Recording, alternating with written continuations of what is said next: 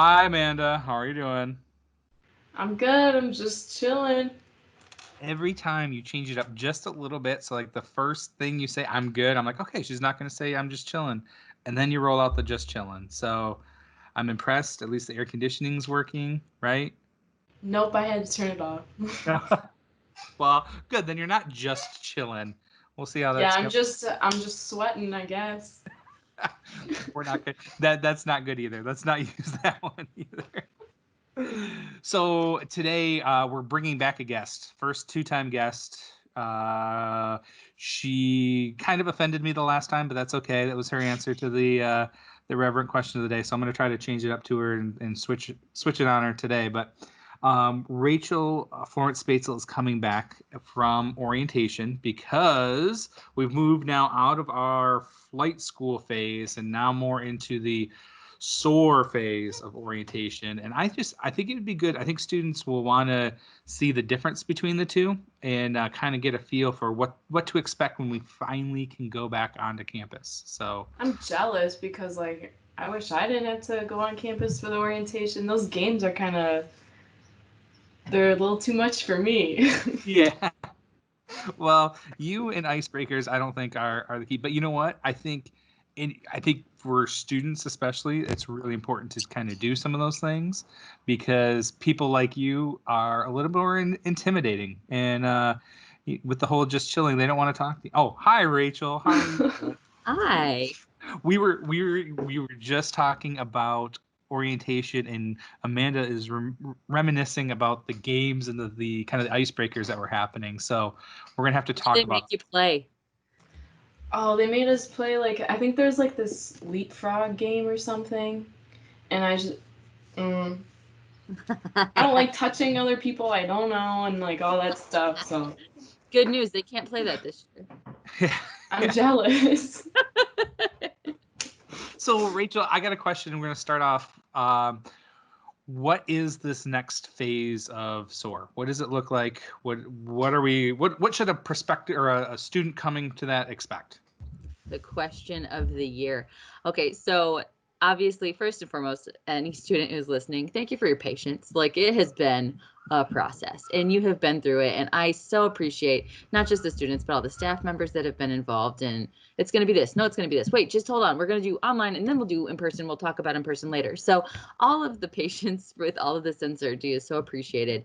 And so the plan right now is we are going to continue to offer the in-person sessions. However, we are making a lot of modifications and changes and implementing, of course, some very significant safety precautions to make sure that we keep you safe in doing so. So I'm very excited that we are able to still offer the in-person experience. I do think there's a lot of value in having these different sessions, even though people are already registered for classes. There's still so many other things that we can tell you about life at SVSU. So I'm very excited we get to do that in person this year. And so those dates starting July 14th and running through August 12th are still going to be held in person on campus. Okay. And what kind of precautions are students going to have to take for SOAR? Are they going to have to wear the masks? Yes, we do have to have the masks. So some people may have heard about it, but if not, so we have a plan called the Cardinal Nest Plan. It's new expectations for a safer tomorrow because we're birds. We live in a nest, so it's it's a great acronym. We love a good acronym in higher ed. So the Cardinal Nest Plan is very important because it does focus in on things like face coverings. And if you don't want to wear a mask, you can wear a bandana. I've seen scarves, so you can wear something. You just have to cover your nose and your mouth in the way that is most comfortable for you. So we do have to do the masks. We will be maintaining social distancing, so 6 feet apart all the time. I'm actually going to give all the orientation leaders a pool noodle, and that's how we're going to help everybody visualize it because we don't want it to be, oh my gosh, no, you're too close. We don't want to be the social distancing police, right? But we do want people to be safe. So we can do these things like, leave room for COVID and just scooch people apart from each other with this noodle and just to give them a visual. I don't know how far 6 feet is away from me off the top of my head. I have to think about it. So if we have these ways to make it easier, to make it light, to make it fun, and to still be able to provide this in-person experience, I think it is critical, and it's worth the extra hassle of the masks and the social distancing. Another major change that we've made is we've increased the number of different rotations and the number of groups in each session. So every student group will have no more than 7 or 8 students. It used to be 12 or 13. That's down to 7 or 8 students per group plus an orientation leader. And instead of 4 or 5 groups per rotation, you're going to have no more than 3. So we aren't going to have any more than about 30 people in any room at any given time. So, you know, what do they say is the best ways to avoid getting this illness is to cover your face, to keep your distance, and to avoid large crowds. And so those are the reasons that we're doing all of these things, to try and be as safe as possible, to keep people healthy, and to do everything that we can to still offer this in-person interactive fun day while keeping everybody safe. That's awesome, because you know, you get a chance for the students to come on campus, to start to meet each other, but not all at once, staying safe. I'm picturing, I would love you. I'm wondering if you have any extra pool noodles, because I'd like to make one of those hats that has the pool noodle off. That's like 6 foot, because I'd be that guy. I have no problem doing that. Like one hat and then 6 foot in every direction. You know, Nick, I might buy extra just to see that happen. I would pay to see that. I'll do it. I'm not joking. I would. I know you will. That's why I'm willing to buy extra pool noodles. I might even make you a hat. I'll just hand it to you. You just gotta wear No problem. No problem. it. So you know, that's what we're talking about for students. What about, you know, we had a lot of students who were seniors finishing up, and they've been putting off signing up for orientation because they want to know. Now that we have, you referenced the Cardinal Nest program, which is great. I'm going to put that link up here so that people can see it and they can go and reference what this fall is going to look like. But what should a student do now if they decide, you know what, I've waited this out and I do want to attend SVSU? What do they do? All you have to do is log into your My SVSU portal, click on the Students tab, or Next Steps, and then Orientation Registration. We still have the fee deferment going on, so you don't have to pay up front. So you can just select an orientation date. And we've switched those dates on the registration site from flight school dates to SOAR dates. So you would just be picking the exact date that you do want to come to campus for those programs. So that will run about 9 a.m. until about 3:30 p.m. We have cut down on a lot of like the extra stuff after the tours and those sorts of things where, you know, again, just not possible with the social distancing, but they can just sign up for whatever date works for you in July or August to come on campus. Very cool. And what about like parent orientation? Are they still gonna have that, or are they gonna get rid of it?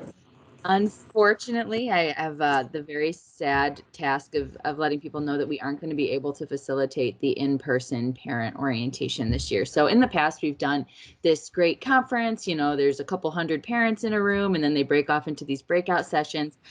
Just given the spaces that we have, the spacing we would need between families, we looked at limiting it to one parent or family member. We looked at a number of things, and just the parent and family conference wasn't feasible because of the spacing that it needed for that, but also the space we needed to safely distance out the student groups and have no more than 30 or so in a room at a time. So we are going to shift that online, so the parents will get a taste of what their seniors have dealt with.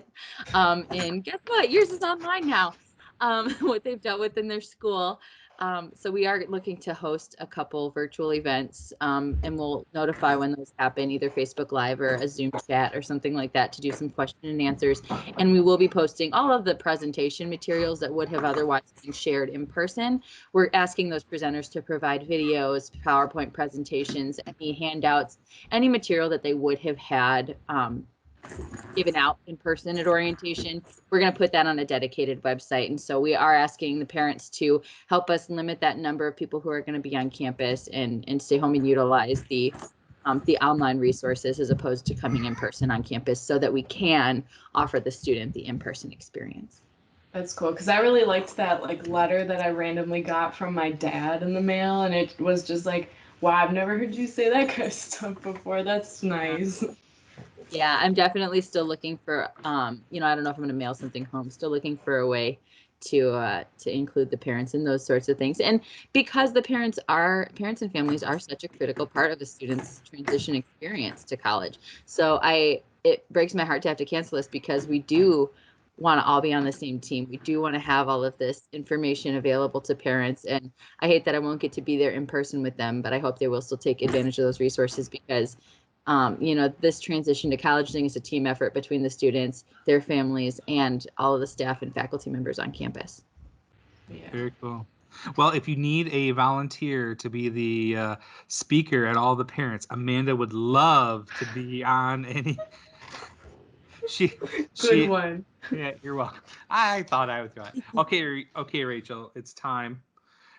Last time you really hurt me with the Nick's irreverent question of the day, and we're not gonna go down that road too far. So if you remember last time, my irreverent question of the day was I wanted you to talk about your favorite boss that you had ever worked with at SVSU. And while you didn't pick me, you picked some other loser. I definitely can understand. So this time I'm going to change it up on you a little bit.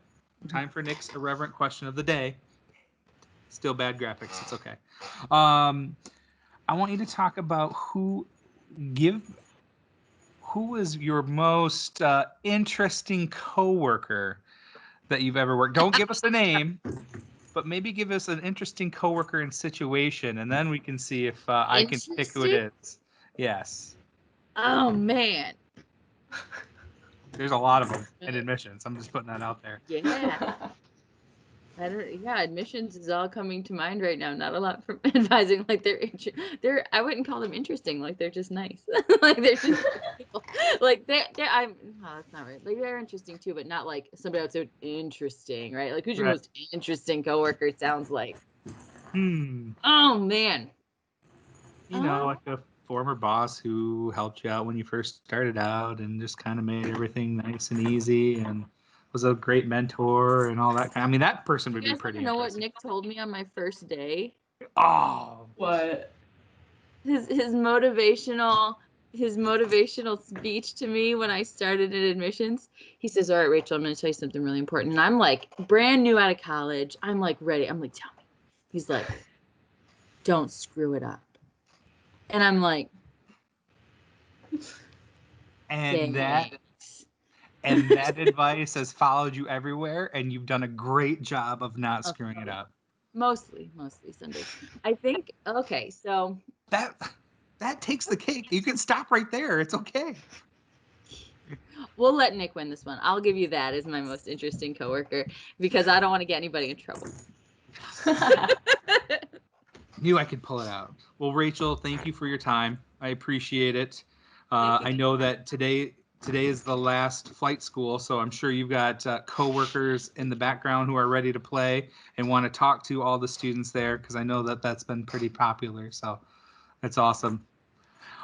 Thank you so much for having me, and we really look forward to seeing everybody on campus. We do the flight school follow-up surveys, and a lot of students, it sounds like, are looking forward to meeting people and being on campus too. So I'm really excited that we get to give everybody good news and see everybody in real life soon. Hopefully the next time I see you, I can get my real funny hat. I'm waiting for it. I'm on it. Awesome. Take care, Rachel. Thank you, guys. Wash your hands. Yeah, wash your hands. Always. Bye. See ya.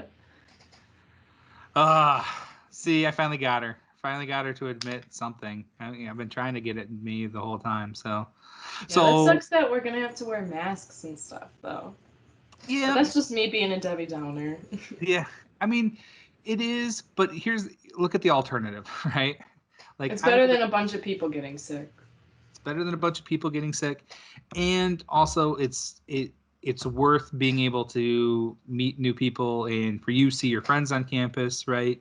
For new students to make new friends on campus, I would rather them do it in person, even if it's behind a mask, than try to keep doing it digitally. Even this, it'll be nice to finally see you again.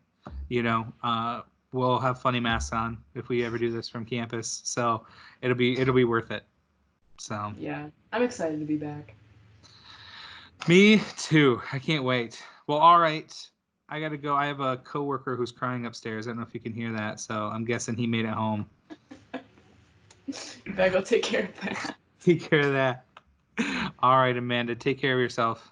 Yep, you too. Wash your hands. I was gonna say, wash your hands. Bye. See ya.